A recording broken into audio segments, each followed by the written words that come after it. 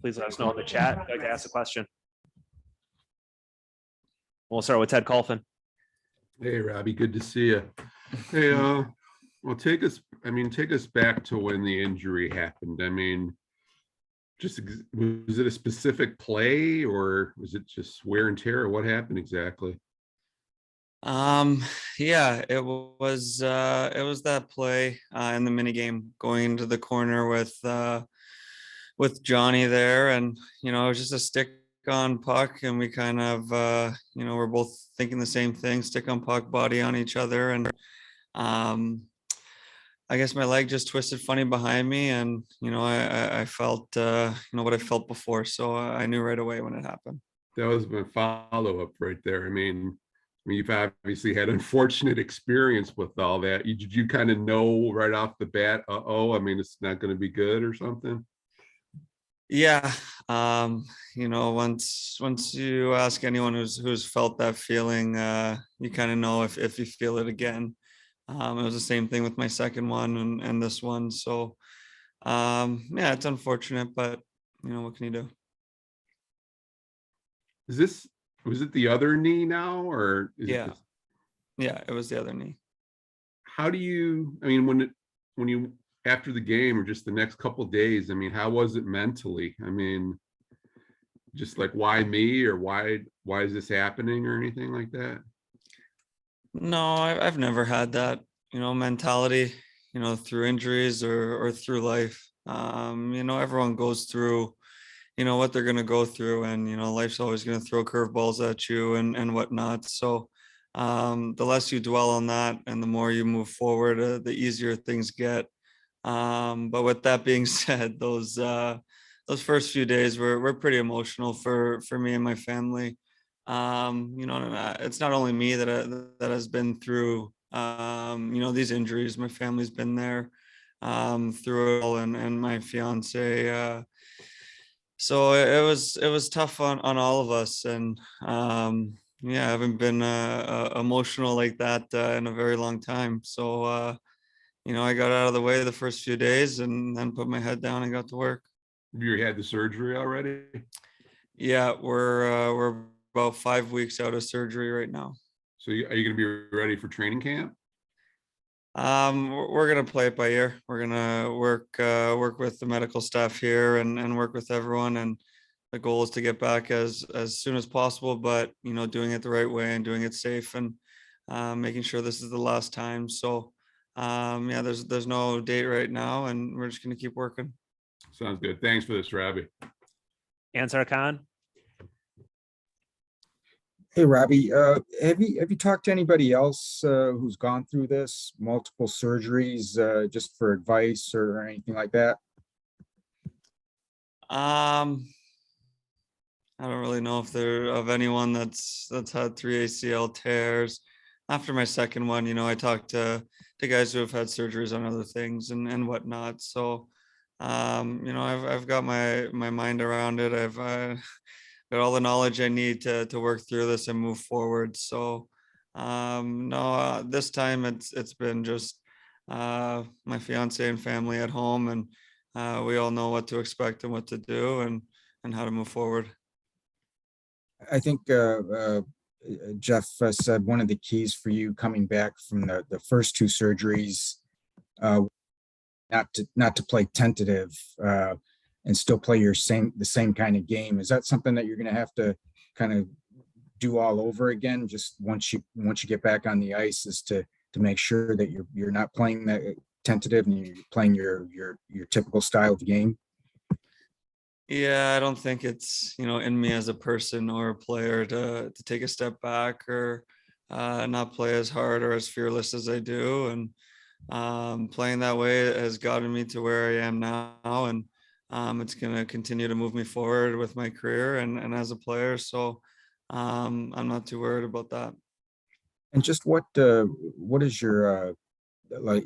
I know you said you're not too sure yet about the training camp, but what's the summer going to be like for you as far as rehab and any timetable of when you're expected to just get back on the ice and start skating?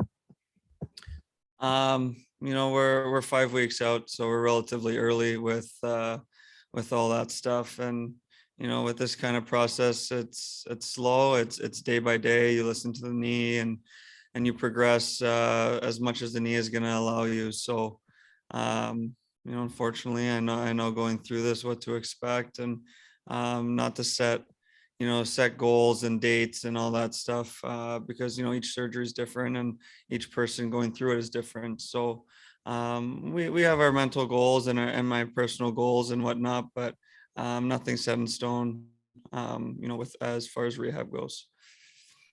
Thanks, Robbie. Max Boltman. Hey, Robbie, it looks like you're down at the arena. I take that to mean you've been able to get in and start kind of working on site, like at the arena and all that.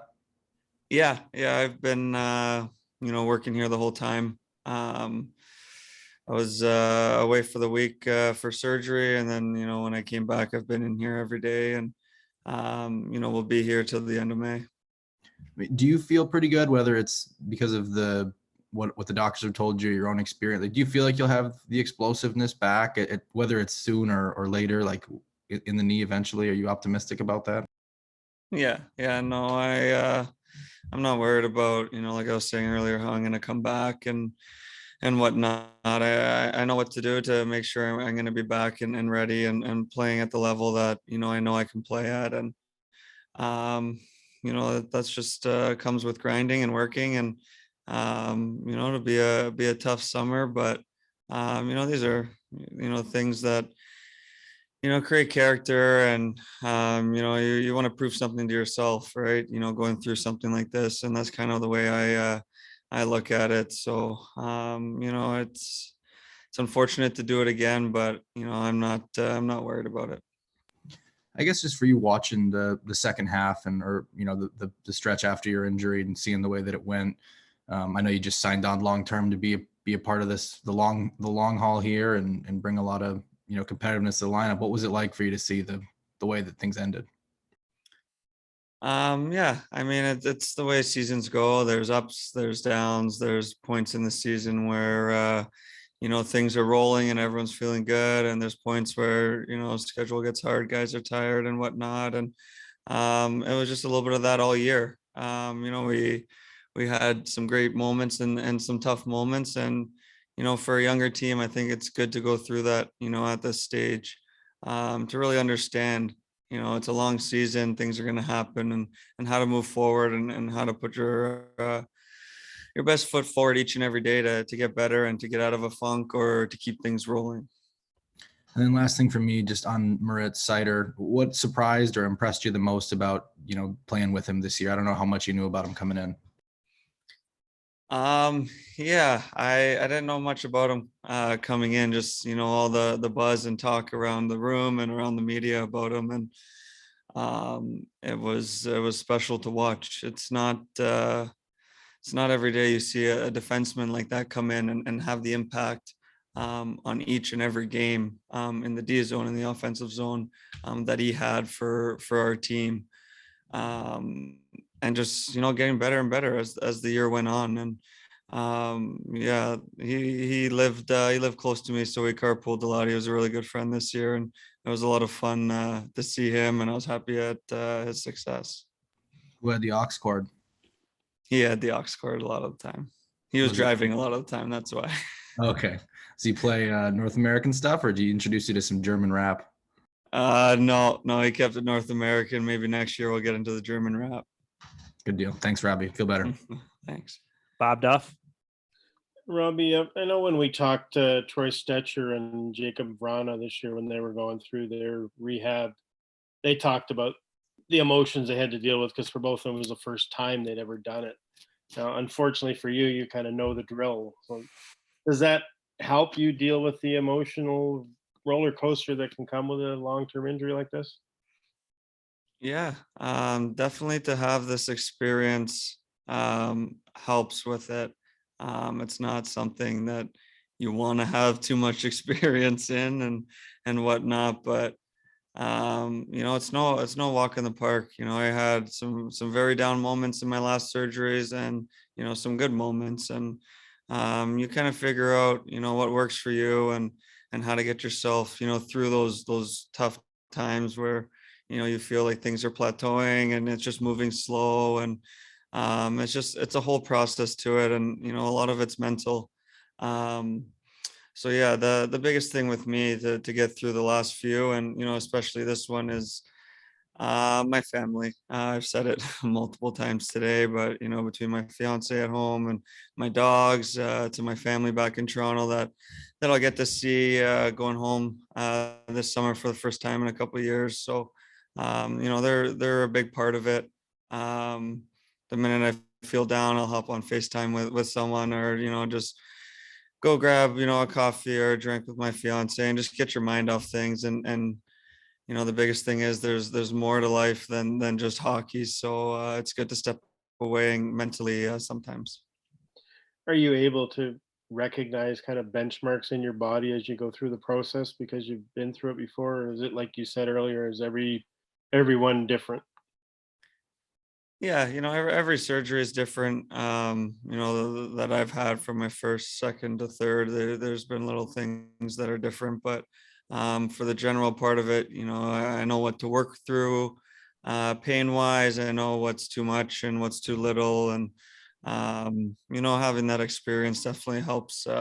Make sure we're maximizing each and every day that I'm in here and working. And the medical staff here has been great. Aside from the injury, but with the rehab, they've been great every day. And make it fun coming in as much as they can. And yeah, so it's going well. Okay, thanks a lot. Last question, Helene St. James. Robbie, what's the practical part right now of having had the surgery? I mean, can you drive? Are you able to just walk around normally, or kind of where are you at with that? Yeah, I got rid of the crutches and the brace actually a week ago. So I have 4 weeks, which has made life a little easier, getting back in the car and being able to walk around a little bit more and not rely so much on everyone. So that's mentally, that's a big step to get rid of those crutches and braces and things like that. So yeah, no, moving around now and getting that strength back. And Dylan said, last summer, one of the adjustments he had to make was, like he couldn't even go golfing with his friends at early on. Like, is that something, just normal off-season stuff, like that you have to scale back on, or? Yeah, I don't see any golf in my summer this summer. So I'll be watching some YouTube videos, working on my swing mentally, but I don't think I'll be out on the golf course this summer. And I'm curious, when you do come back and play, kind of, what are some of the things you want to work on your game? Yeah, there's a lot of things that throughout this season, from start to finish, and then like every season you want to work on and you want to get better at. And consistency is a big thing, and you hear every team say it, you hear every player say it, and there's always room for improvement there. And being able to mentally and physically show up every night and be the impact player that I want to be, competitiveness and things like that. But little parts in the game that are easy to work on, wall play in the D zone, and just working on quick release and things like that, that you work on every summer.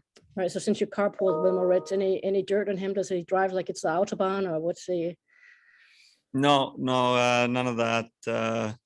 He's actually a great driver. He was always driving me and Leds to and from the airport together. We would take turns, and no, he's been great. Thanks, Rob. We're going to go back to Ted Colvin for one more question.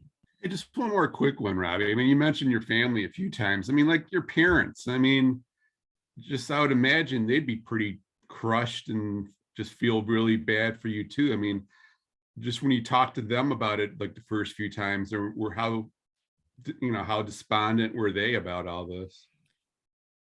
Yeah, like I said, those first few days were emotional for everyone, but they've learned just to read off me. If I'm down, they know how to cheer me up. If I'm good and happy, they know how to go along with it and whatnot. So they kind of just read off me. And at the end of the day, as parents, I feel like, you know, they're just wanting me to be happy every day and with whatever I'm doing. So with their support with that is huge. And you know, the first two I didn't have my fiance with me every single day, so it's nice to get away from the rink and go home to my dogs and her, and not be able to just think about, you know, my knee the whole day. So yeah, no, a combination of all that is definitely a huge part of getting through this.